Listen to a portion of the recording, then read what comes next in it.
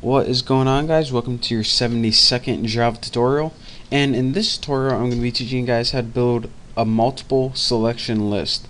And in the last tutorial you guys learned how to build a list with a single selection, or in other words you can only select one item at a time.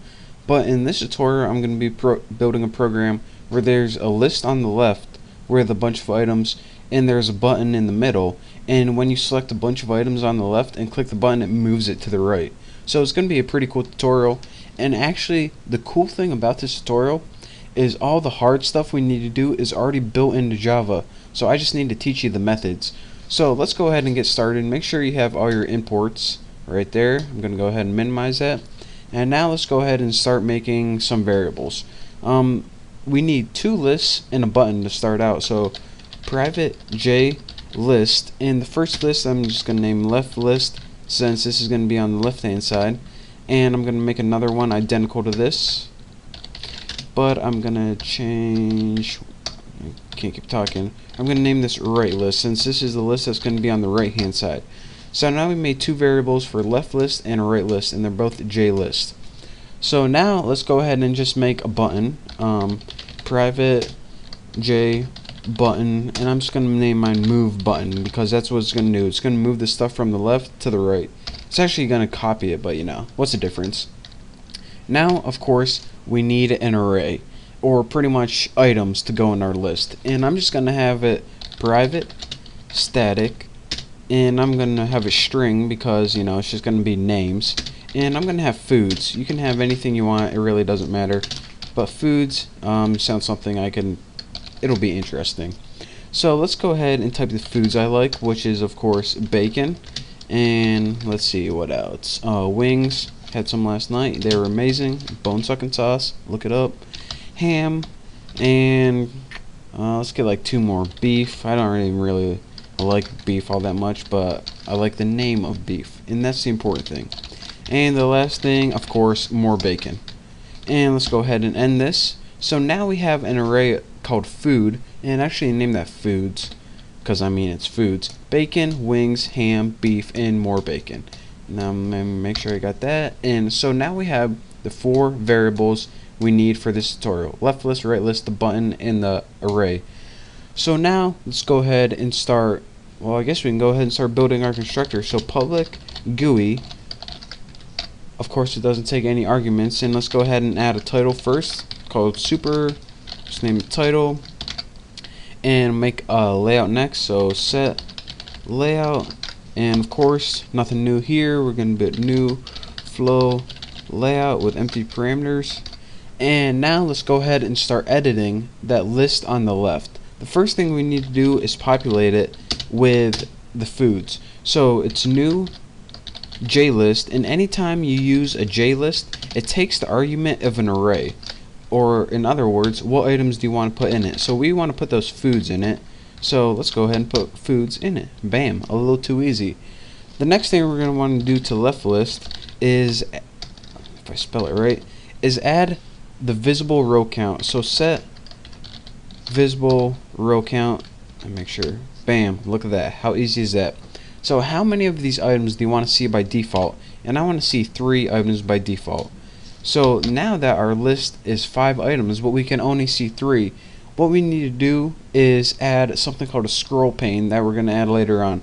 But for right now, left list dot set selection mode right there. Too lazy to type it. And let me go ahead and end this statement. And our selection mode, unlike before, it's going to be list selection model, not Mosel, model dot right there, multiple selection. And what this means is, unlike last time where you can only select one thing at a time, with multiple interval selection, using your control and shift keys on your keyboard, you can select multiple items at a time using this. So now the last thing that we need to do to our left list is add it to the screen, and also, like I just told you guys before, we need to add a new J scroll pane right here. And what this allows you to do, if we add the left list eventually, is it allows you to have a list bigger than default viewing, and it pretty much just put a scroll bar on your list. That's what I'm trying to say. It pretty much puts a scroll bar on your list. So now we did our left list. So now all we need to do now is make our move button and right list. So go ahead and put move button and set this equal to new J button, and make sure you have a space in between there. And the parameters for this is the text you want to appear on the button. So I'm just going to have move and a little arrow, just like that, so we know that we're moving from the left to the right. So now we can go ahead and add action listener in other words functionality to this move button. So move button dot add action listener, awesome. And of course this is going to have an inner class because it's a lot easier. So inside your add action listener parameter, just go ahead and make a whole new class called new, not boo, new action listener, just like that. And this class of course doesn't take any parameters, and inside your new action listener inner class we want to have one method, and if you can see by our error, it's called action performed. So let's go ahead and add public void action performed. Make sure I spelled it right. Performed. Looks good. And as your parameters for this, just write action event. Bam. This is a little too easy. That's the only problem with it. Now we can finally get to the good stuff of what we want to do. Again, this is all default stuff that you need. That's how they just made the program. But now we get to the custom stuff, what we want to actually do. Well, the first thing we want to do when we click the move button is build our right list. We already built that left list, but the right list depends on what we select in the left list.